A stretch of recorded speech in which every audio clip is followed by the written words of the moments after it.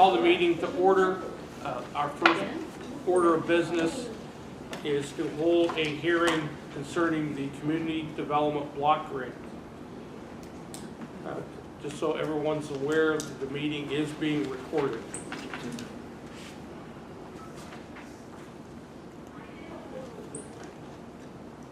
Intended use of 2024 community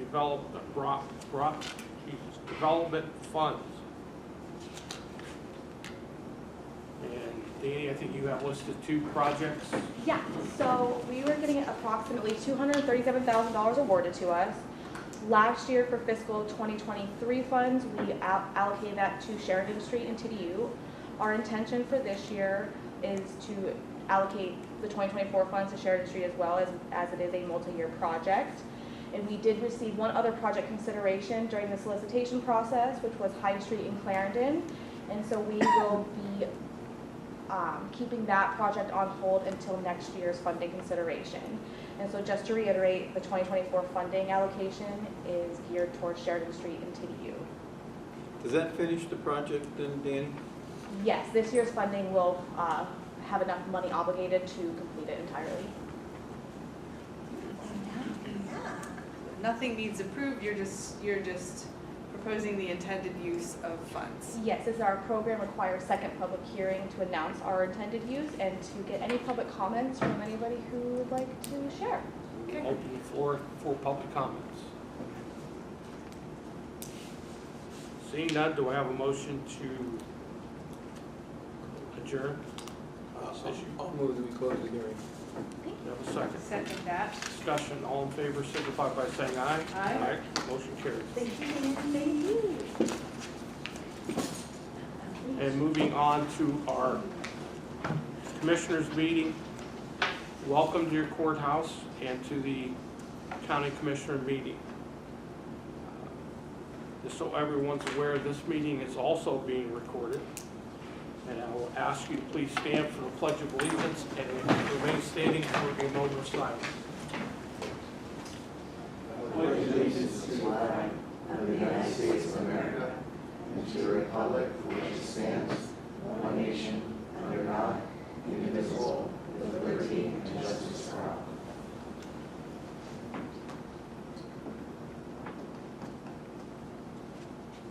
Please be seated.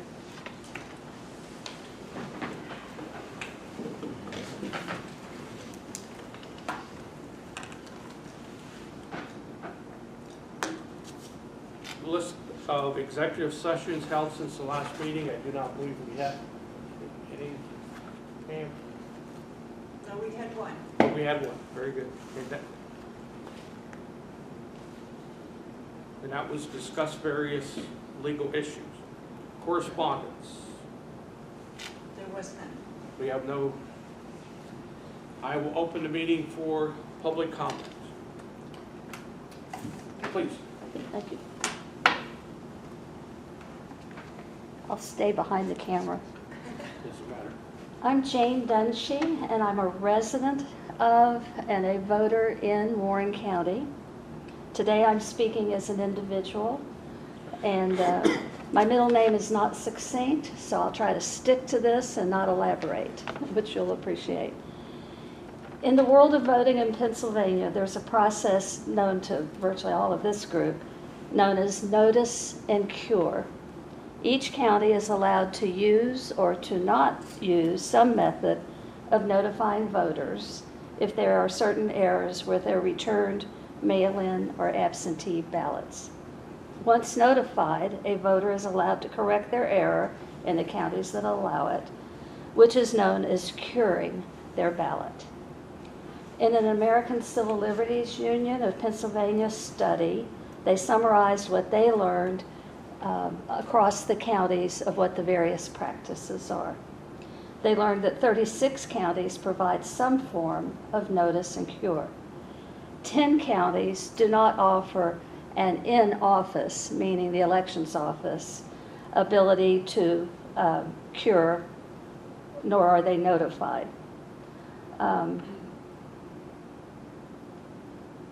Those counties, however, that 10 do provide the names of people with potentially disqualifying problems with their ballot they put those names into the state's SURE system, which will lead the Department of State to notify the individuals by email, if they have an email in the state system, that their ballot has a potentially disqualifying part to it. There are 16 counties that do not offer a notice, nor do they offer an opportunity to cure. And for 5 counties, the practices were not known. The errors that notice and cure applies to are primarily 3. One of them is a lack of or an incorrect date on the outer envelope of a returned ballot. The other is a lack of signature. And the third is the lack of use of the privacy envelope that's provided, in which a ballot should be sealed in that and then placed in a larger envelope, and then the outside information completed. I'm not sure whether not having sealed either of those envelopes is a potentially disqualifying error, although it would certainly be an easily corrected one. That's one I'm not ready to speak to. I learned of a decision that came out last Saturday from the Pennsylvania Supreme Court that denied a request that court proceed with a case that sought to block the use of any notice and cure practice in the 67 counties of Pennsylvania. It was learning of that prompted me to go back and look at notice and cure, which I hadn't recently thought about, and then led me to a decision that I wanted to approach you all with some requests. I have good reason to believe that in Warren County, we do have some procedures that contributed to a limited notice and cure practice in our county.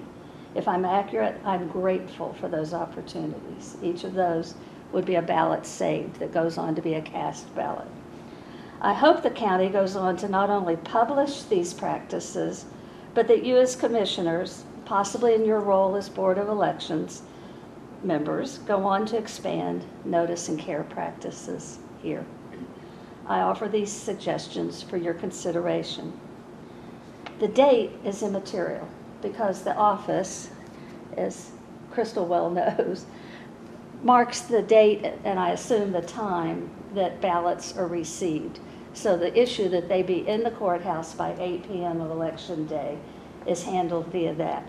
So a wrong date or a missing date should be not a reason to disqualify a ballot. And I think that in the past, it has been your practice to consider the fact that you have evidence of the date it's received and have agreed that at least in some cases, it was not a disqualifying error, that there was no date or an inaccurate date. Please continue to do that in all cases. I hope Warren County is entering into SURE once a defect is noticed. And you may be, I just thought of this again on Saturday and haven't taken the time to get in touch with Crystal to learn some of these facts. But I hope we do enter into SURE the ballots that might have disqualifying errors, so that to at least people with email addresses, there's notice given. I'd love it if in Warren County the decision is made to actively notify voters by making calls or via mail or via postcards and or posting the list of those whose ballots have defects. If that's posted, and it may be now and I'm not aware of it, then voting rights groups and parties can study the list and if they wish, attempt to reach voters with the information. There is a disqualifying issue. If these are being carried out now, it would also be helpful for you to announce these, that the county will actively notify voters that they can provisionally vote if they are unable to cure. So somebody that couldn't come in person, which is probably what you would require to cure a ballot that's been held here in the county, that the public knows there's always that provisional ballot procedure out at the polling place. That the county actively notify voters, that the county would consider canceling the ballot that might have, or that has errors, apparent errors, and send a new ballot. That you either do that or consider sending back the ballot itself with instructions on how to cure, and that you allow voters to call and request that a new ballot be sent. And again, some of these may be practices that you have.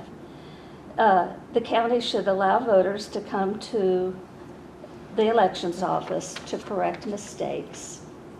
I believe it has been a practice that if somebody hands over their ballot in the envelopes at the elections office, that it has been studied, and if there were errors that were correctable, handed back. So notice and cure has been enabled in those cases. I'm no expert on this, but I care that each voter have every opportunity the county can extend to have their vote counted. I know from my days as a poll worker that Crystal, when she assisted and worked with Lisa Zuck, and Crystal now works hard to assure that voters are supported. I know from personal experience that Crystal responds as quickly as possible to calls with voting-related questions. You can't beat that from an office. It is my hope that all involved with voting-related decisions will take a look at what other counties are doing and search for ideas that would broaden what we do here in Warren County. And that's an issue that I ask that you examine now. I understand that in the end, the number of denied ballots is small, but this is 2024.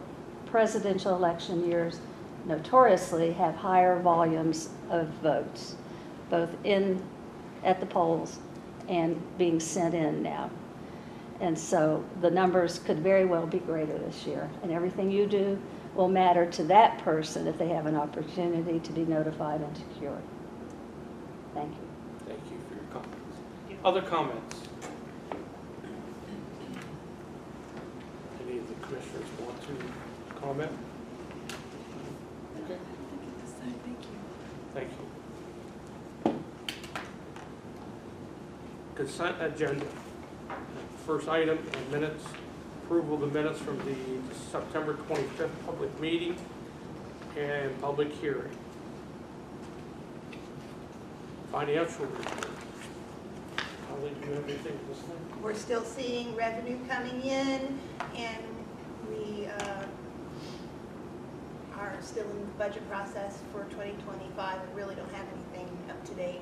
That's about it. Human resources report. Nothing there. Monthly department reports. Thanks to DPS for providing a report, some interesting details there, including the increase of the 911 fee, as well as some statistics on calls and staffing for 911. Hopefully that'll continue to be worked on and improved and get our staff complement up to 100%. Is it still 8 to 12 positions? With 3 trainees. Okay, with 3 trainings. Good. I thought so. Okay. Just another comment on planning and zoning. It looks like this year to date, we've issued 170 zoning permits, and last year was 164. So we've seen a little uptick in that as well. So I think we also have somebody, I don't know if Crystal wants to say anything regarding elections. Yeah, I did not submit my report. We completed our logic and accuracy testing on September 30th, and then that Wednesday we started sending out all of our ballots. All the ballots within the county are out as of now. If they've applied, the last ones went out in bulk on Monday. We have up over 3,400 ballots out, 111 as of the minute I walked upstairs returned. And Marja still has a whole tote to scan in. So they're out, they're coming back in. We've seen a lot of people come in and vote in person, which is on-demand voting. They come in and fill out an absentee ballot application or mail-in ballot application, and they're given the ballot. Pennsylvania does not have, quote, early voting, if we want to make note of that. And, I mean, we are just absolutely busy. We've seen 800 changes in the month of September, whether it's changes, new registrations, switching parties, moving addresses, and that's double the month before.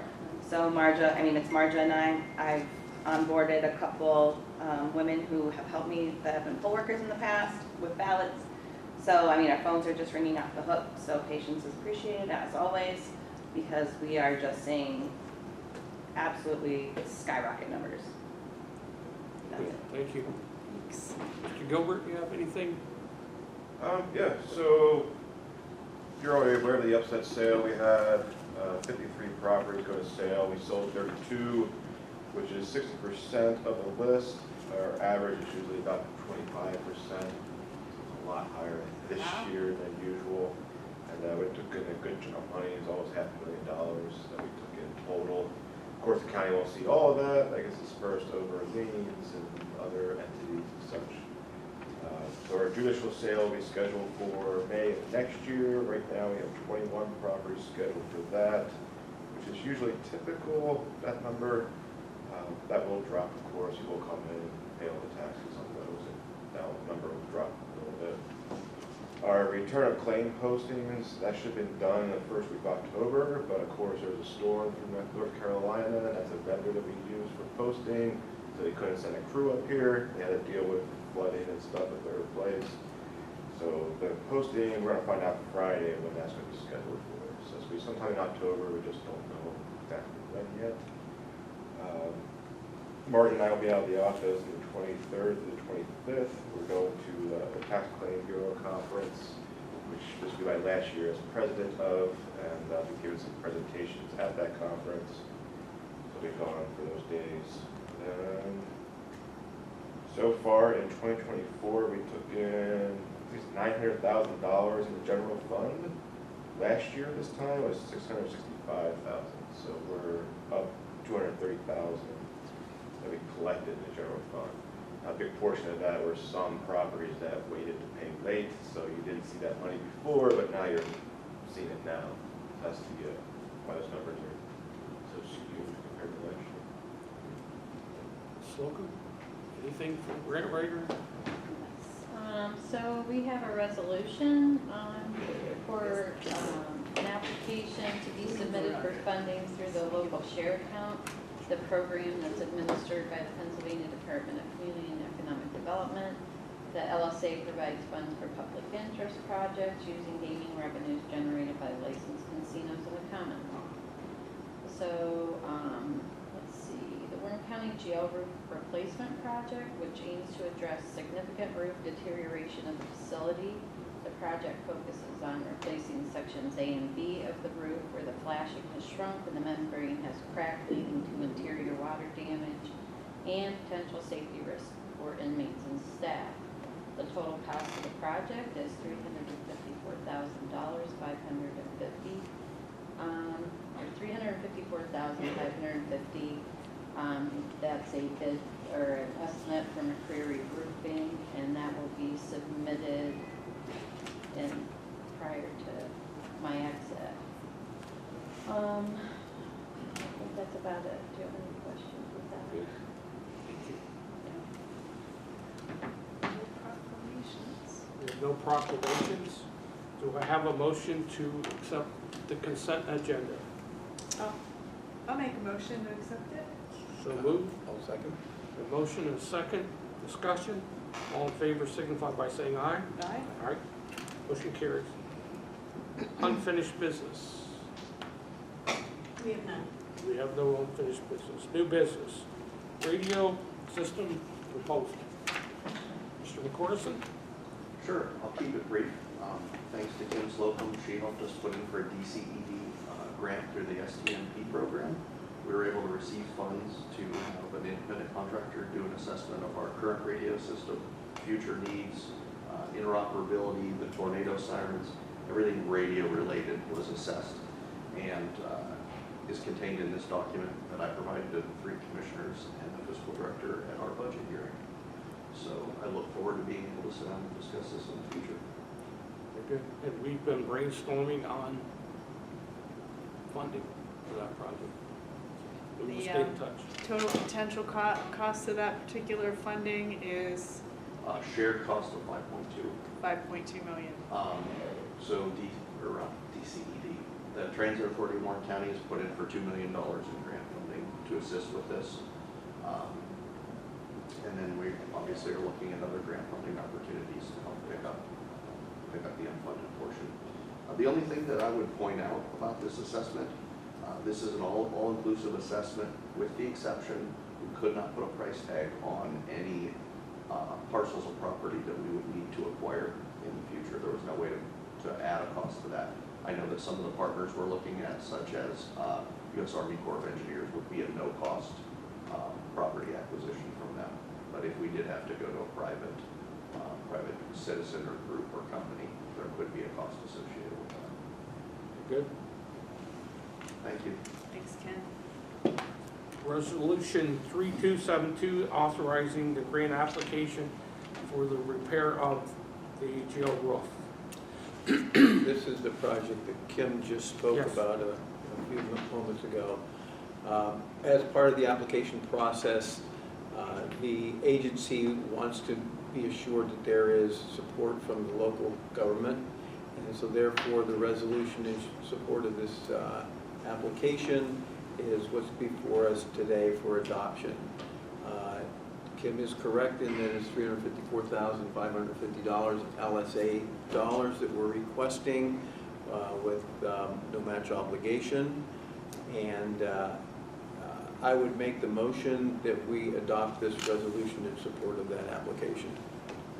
Well, do I have a second? I'll second that motion to adopt resolution 3272. Discussion. All in favor signify by saying aye. Aye. Motion carries. Commissioner comments. Any of the commissioners have? Commented plenty. Just one, we held our first show on the road last night. We had a outstanding attendance by the vendors that had signed up. We will be moving on to Garland Fire Station next Tuesday. And if anybody or you know of somebody who is in need of services, and there was a vast selection, NPRC, EOC, Salvation Army, the Sheriff's Office, Emergency Management, Transit Authority, and the list goes on and on, are going to be there. Red Cross. So please, if you know someone that is in need of assistance or may, if you want to come out and just check things out, you're certainly welcome. That will be next Tuesday evening from 6 p.m. to 8 p.m. And if we need to stay longer, we certainly will. Thank you. That being said, do I have a motion to adjourn? So moved. Second. Second. All in favor signify by saying aye. Aye. Motion carries. Thank you all. Thanks, everybody.